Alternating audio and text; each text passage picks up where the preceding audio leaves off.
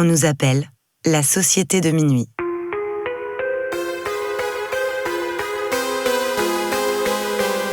Séparément, on pourrait croire que nous sommes tous très différents les uns des autres. Nos passions, nos vies et nos histoires sont différentes. Nous ne fréquentons pas les mêmes écoles, ni les mêmes quartiers. La seule chose qui nous réunit, c'est d'avoir touché du doigt le surnaturel. Nous avons alors décidé de nous rassembler pour partager nos peurs, nos histoires bizarres et effrayantes. Les uns après les autres, nous replongerons au cœur de nos angoissants souvenirs, aux frontières du paranormal.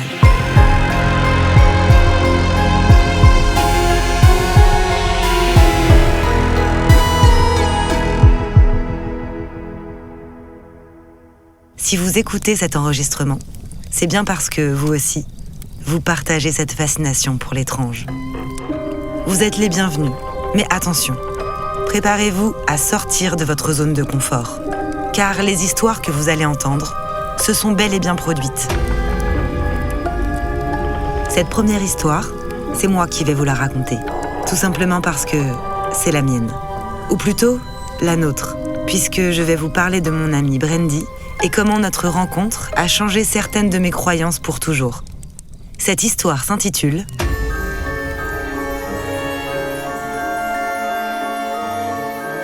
Le mystère de l'armoire.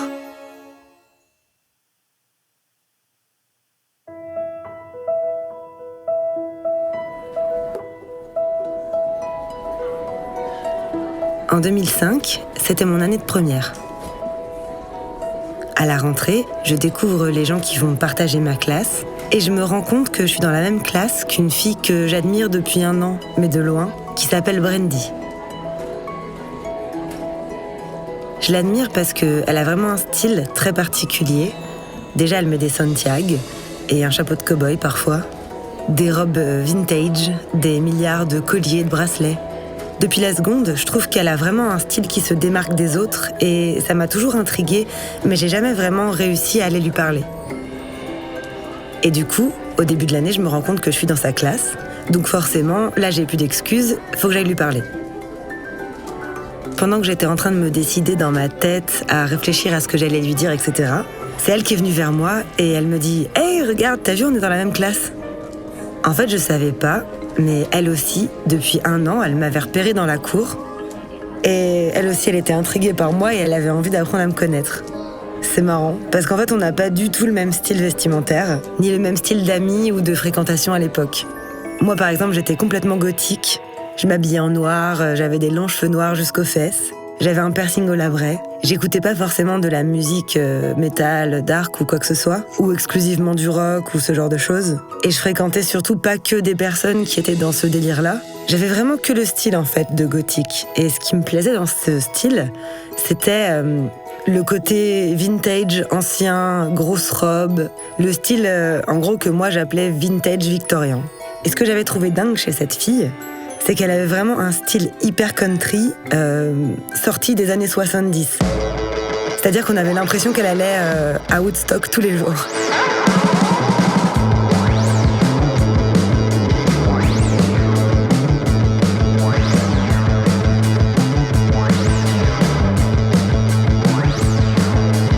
Et donc du coup, à partir de ce moment-là, on va se mettre à côté à tous les cours et on va devenir très vite amis. Au-delà des vêtements, une passion qu'on a en commun, c'est aussi la musique, notamment la musique des années 70, et aussi la photo. On allait souvent toutes les deux en friperie ou au marché Saint-Pierre à Paris, et on achetait du tissu, et en fait avec ça, elle fabriquait des robes, et elle voulait que je vienne chez elle pour les essayer, pour que je sois son modèle en fait, et qu'elle fasse un book photo de ses robes. Donc moi je suis trop contente, évidemment je dis oui tout de suite, et en plus moi j'avais pas non plus énormément d'amis, au lycée, ni au collège d'ailleurs. J'ai jamais été quelqu'un qui avait vraiment tout un gros groupe d'amis avec plein de gens. En général, quand je trouve quelqu'un avec qui je m'entends bien, je partais loin avec cette personne et en fait, on devenait des binômes et on faisait un peu tout ensemble. Et là, j'avais vraiment trouvé quelqu'un qui partageait énormément de mes centres d'intérêt et de mes passions. Donc évidemment, j'avais envie de passer le plus de temps possible avec elle. La première fois que je suis arrivée chez elle, donc dans une ville qui s'appelle Ory-la-Ville, j'ai été impressionnée par déjà son jardin immense. Alors il faut savoir que sa maison, elle a été construite entre une forêt et un cimetière. Et en fait, autour, il n'y a que des champs. Et une route nationale qui passe à côté, mais c'est tout. Quand on rentre chez elle, il y a un immense portail et ensuite il y a un long chemin qui mène jusqu'à sa maison, qui est immense. Et donc on est vraiment dans un cocon quand on arrive chez elle. C'est vraiment une grande propriété en fait. Quand je rentre à l'intérieur, alors là c'est la fascination. Toute la maison est décorée avec des objets de brocante, chinés dans les brocantes, que ce soit les meubles, la déco, le canapé, les tables, les chaises, le service à café, la vaisselle, etc. Et même les tableaux sur les murs. C'est que des objets vintage, soit qui ont du coup été trouvés dans des brocantes, soit qui appartenaient à ses parents ou à ses grands-parents. En gros, c'est vraiment ambiance décorée à l'ancienne, mais de très bon goût. Enfin, moi j'adore en tout cas, personnellement, quand j'ai vu ça, je trouvais ça très, très beau en fait. Après, il y a juste les tableaux que je trouvais un peu creepy. Parce qu'en fait, c'était des tableaux de personnes parfois inconnues, même souvent inconnues. À chaque fois que je lui demandais qui était la personne qui était sur un des tableaux, elle me disait « Ah, j'en sais rien, ça c'est ma mère qui l'a trouvé dans une brocante. » Donc c'était potentiellement quelqu'un qui était mort, enfin c'était sûrement quelqu'un qui était mort et qui vient d'une famille qui n'a rien à voir avec sa famille. Et c'est ce genre de portrait où la personne te regarde et te suit du regard. Donc elle continue à me faire visiter sa grande maison. Et puis à un moment, on monte dans sa chambre. Donc on passe un couloir. Et là, en fait, juste avant la porte de sa chambre, il y a une immense armoire fermée à clé. Et elle me dit que c'est l'armoire de son père. C'est là où elle m'annonce que son papa est décédé quand elle avait 13-14 ans. C'est lui qui avait fabriqué cette maison tout seul. Donc sa mère, elle vit toujours dans la maison avec son beau-père. Et entre Brandy et son beau-père, ça se passe très mal. C'est vraiment quelqu'un qu'elle déteste. Donc elle me parle de tout ça, elle me raconte les circonstances, comment elle l'a vécu, comment sa mère l'a vécu, comment ses frères et sœurs l'ont vécu, etc. Puis ensuite, elle m'emmène à sa fenêtre et elle me montre que depuis sa fenêtre, donc la fenêtre de sa chambre, on peut voir le cimetière d'en face. Je me souviens plus si elle me dit que son père est enterré dans ce cimetière ou qu'il a été enterré ailleurs. Il me semble qu'il a été enterré ailleurs parce que je pense que sinon je m'en souviendrais mieux. Ça veut dire qu'en fait ce cimetière n'a rien à voir avec sa famille et que les personnes qui reposent dans ce cimetière n'ont aucun lien avec elle en fait. Moi je trouve tout ça à la fois glaçant, mais d'un côté fascinant. Cette maison, cette décoration, ce cimetière, cette histoire, j'avais vraiment l'impression d'être prise dans quelque chose de nouveau. Et donc l'après-midi se passe et on finit par boire du thé, on écoute de la musique, on essaye des robes, on prend des photos dans son jardin. Tout se passe super bien en fait. Et puis le soir, je finis par rentrer chez moi. Et quand je repense à tout ça, je me dis mais cette fille, elle m'intrigue beaucoup en fait. Elle est pleine de bonne humeur, pleine de vie, hyper originale, à fond dans ses passions. Je me souviens que je me dis, je suis contente d'avoir rencontré quelqu'un comme ça. Mais par contre, effectivement, j'ai quand même senti qu'il y avait une ambiance spéciale dans cette maison. Comme quelque chose d'un peu pesant dans l'air.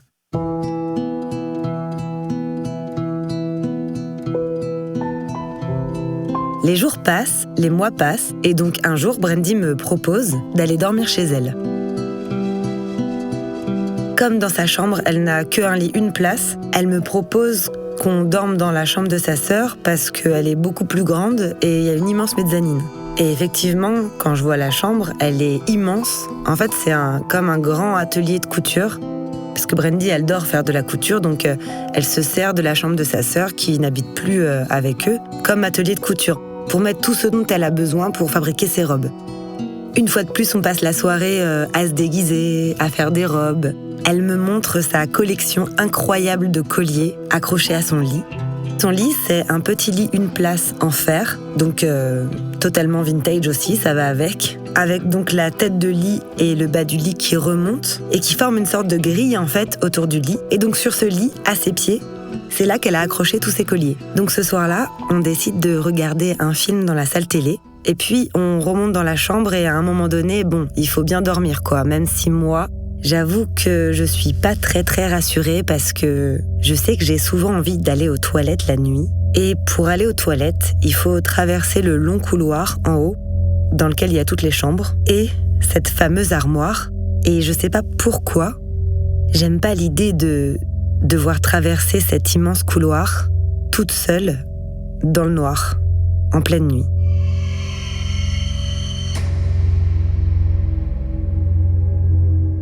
Du coup, évidemment, il fallait que ça arrive. Je me réveille en plein milieu de la nuit, donc je sais plus, je pense qu'il était dans les 3h du matin. Et là, il faut que je descende de la mezzanine dans un premier temps, donc déjà ça c'est pas simple non plus, parce qu'en fait on voyait pas trop ce qu'il y avait en dessous, c'était très sombre. Mais j'ai pas envie d'allumer la lumière parce que j'ai pas envie de réveiller Brandy en fait. Donc je descends, la mezzanine, je marche dans la grande chambre, dans le noir, j'ouvre la porte, je passe la tête, et là je vois cet immense couloir sombre, et tout au bout, l'armoire, avec devant l'armoire, la porte des toilettes. J'ai pas le choix, c'est soit je vais là, soit il faut que je descende les grands escaliers pour aller dans les toilettes qui sont au rez-de-chaussée. Et ça c'est encore plus hors de question, parce que il faut retraverser un autre couloir dans lequel il y a tous les portraits de gens décédés inconnus qui nous regardent. Donc ça, c'était pas possible pour moi. Tous ces tableaux me faisaient beaucoup trop flipper, donc non. Donc je prends mon courage à deux mains et je me dis allez, j'y vais. C'était pas une histoire de peur irrationnelle parce que j'ai regardé trop de films d'horreur. En fait, j'avais vraiment l'impression que quelqu'un me regardait en fait. Je me sentais observée et j'avais jamais ressenti ça.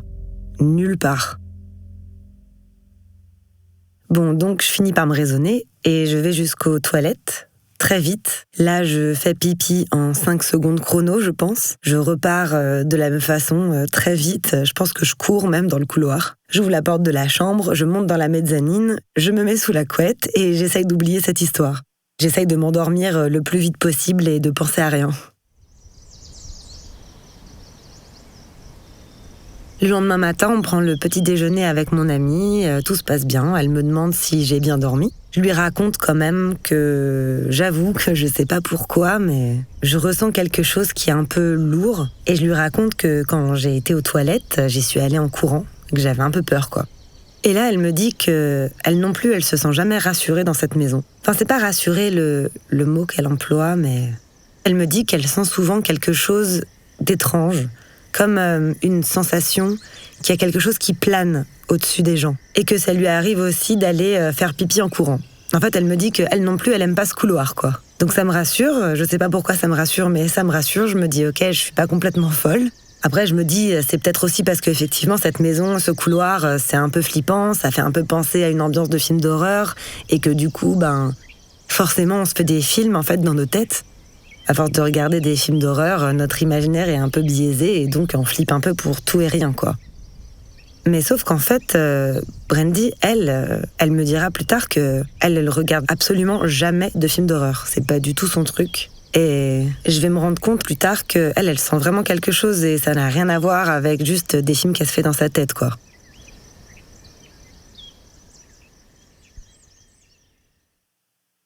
Un jour, on arrive à l'école. Et quand je la rejoins, je vois qu'elle a une tête étrange.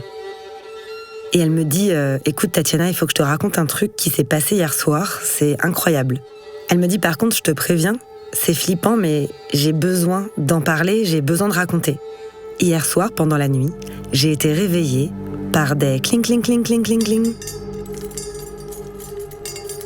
Comme des bruits de ferraille qui tapent contre quelque chose. Des gling-gling, quoi. C'est vraiment comme ça qu'elle me le décrit, en fait.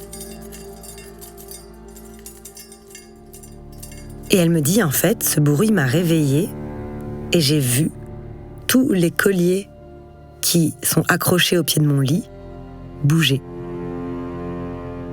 Et c'est ça, en fait, qui faisait ce bruit. Et je lui dis, mais qu'est-ce que t'as fait à ce moment-là ? Elle me dit, rien, j'ai rien fait.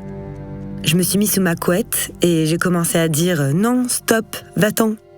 Et ensuite, j'ai attendu et j'ai espéré que ça s'arrête. Et donc je lui dis « Mais tu parlais à qui ? Tu penses que c'était quoi ?» Et là, elle me dit « Je pense que c'est mon père. Je pense qu'il est là, en fait. Je pense qu'il est toujours dans la maison. » Et elle me dit « Ok, tu vas peut-être me prendre pour une folle, mais depuis qu'il est mort, il se passe pas mal de choses bizarres. Par exemple, des objets qui disparaissent et qui réapparaissent à des endroits improbables. Honnêtement, je ressens une présence et je pense que c'est lui. » À l'époque, je sais pas trop est-ce que j'y crois, est-ce que j'y crois pas.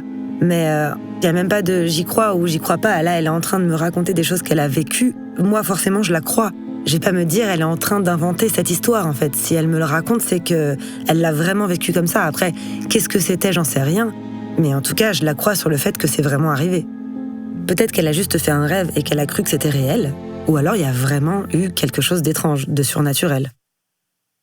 On oublie un peu, et puis il me semble que vraiment pas longtemps après, probablement la même semaine, elle revient au lycée et elle me dit « Bon écoute Tatiana, il s'est encore passé un truc de ouf. Cette fois-ci, c'est avec l'armoire dans le couloir. » Et je savais que c'était l'armoire de son père, et je savais qu'elle était fermée à clé, et elle m'avait dit que cette clé était toujours au même endroit, et que personne n'ouvrait cette armoire, et personne ne se servait de cette armoire depuis que son père est décédé. Donc elle me dit que la nuit dernière, elle a entendu un gros bruit dans le couloir qui l'a réveillée. Et du coup, en se réveillant, elle s'est dit « Ah ben, j'ai envie d'aller aux toilettes ». Et donc, elle se lève pour aller aux toilettes. Elle s'est pas trop inquiétée du bruit, en fait, à ce moment-là. Et en sortant de sa chambre, elle se rend compte que l'armoire est ouverte.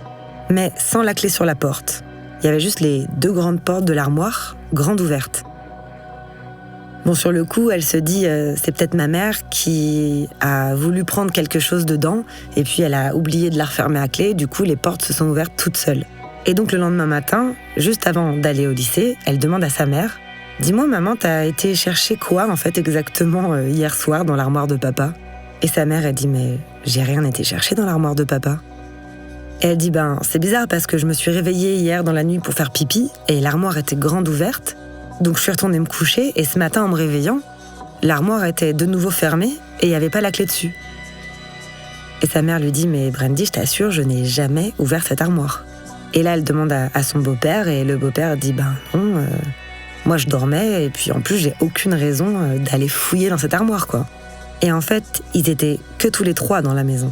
Et c'est là que ça devient étrange. Parce que en l'espace de 2 semaines, il y a eu 2 événements très proches qui auraient potentiellement, tous les 2, un rapport avec son père.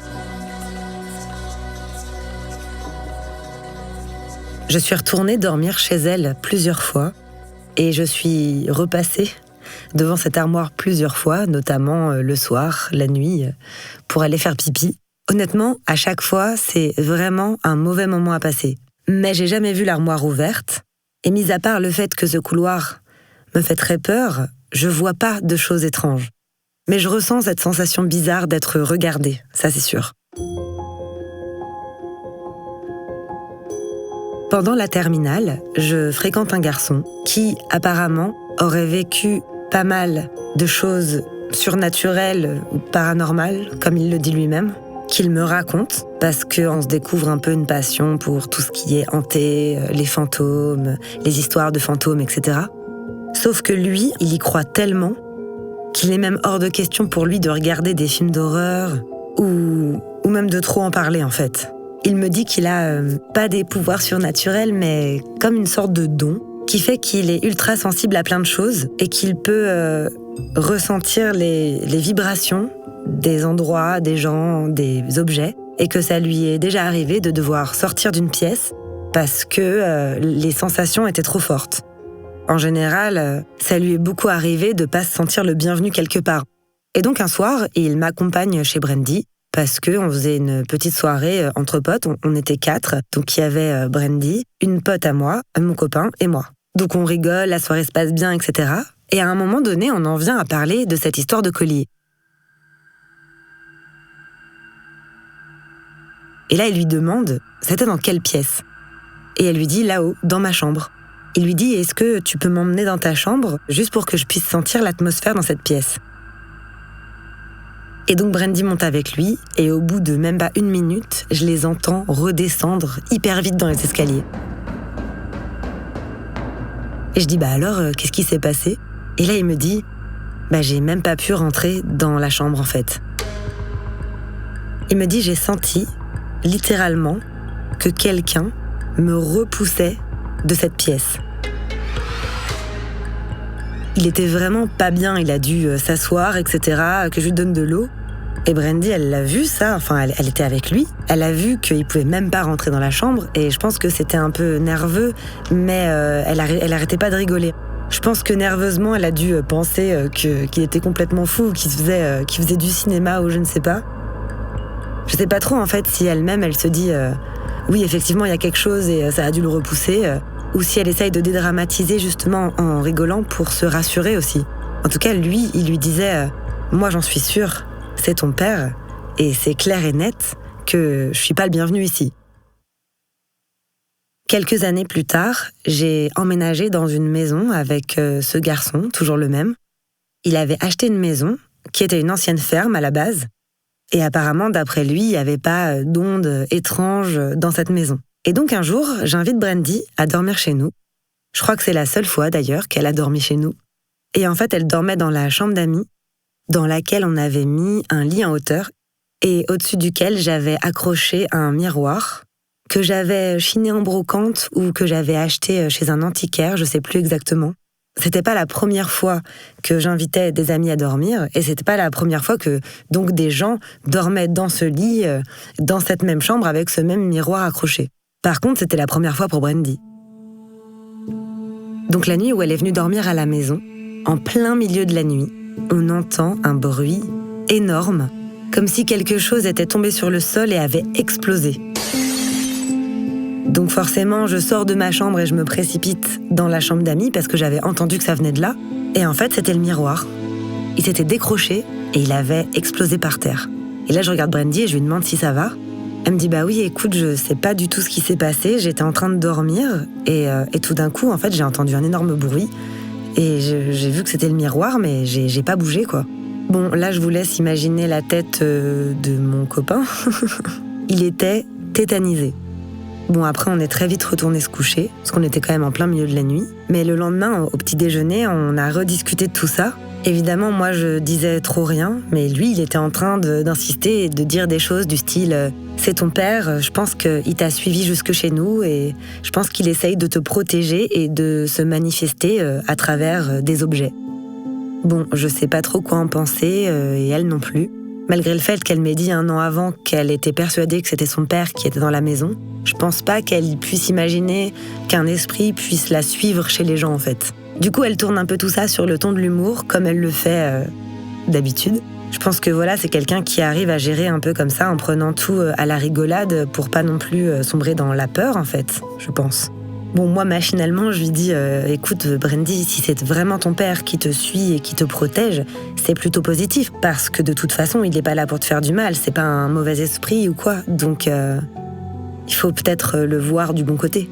Et à ce moment-là, du coup, ça nous a amené à reparler de l'histoire de l'armoire, qui a toujours été irrésolue. On sait toujours pas qui a ouvert cette armoire ce soir-là. Brandy et moi, encore aujourd'hui, on en parle souvent de toutes ces histoires, on trouve ça fou et on n'a toujours aucune explication. Ni pour l'armoire, ni pour le miroir d'ailleurs, et ni pour les colliers. Et moi, personnellement, même toute seule, j'y repense très souvent à tout ça. Parce que ça m'a vraiment marquée en fait. Je sentais que dans cette maison et dans les objets qu'il y avait dans cette maison, quelque chose était là.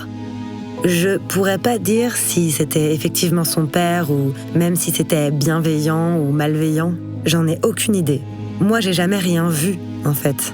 Et il n'y a jamais rien eu contre moi. Au final, c'était juste des sensations. Mais les histoires qu'elle m'a racontées dans sa maison et l'histoire du miroir qui s'est passé chez moi, ça me laisse peut-être penser que, effectivement, c'est peut-être quelqu'un qui la protège et qui la suit. Et je sais pas si on aurait un jour la réponse. En tout cas, tout me laisse penser que ces événements sont liés entre eux. Et si c'est le cas, est-ce que ça voudrait dire que le monde de l'au-delà existe ?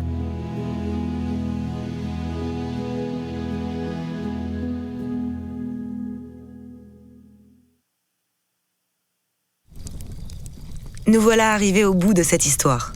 Avant de partir, venez me raconter ce que vous en avez pensé en laissant un commentaire sur votre plateforme d'écoute ou sur notre page Instagram. Si vous aussi, vous avez le courage de vous replonger dans vos souvenirs les plus étranges, Venez nous raconter votre histoire et vous ferez vous aussi partie de la Société de Minuit.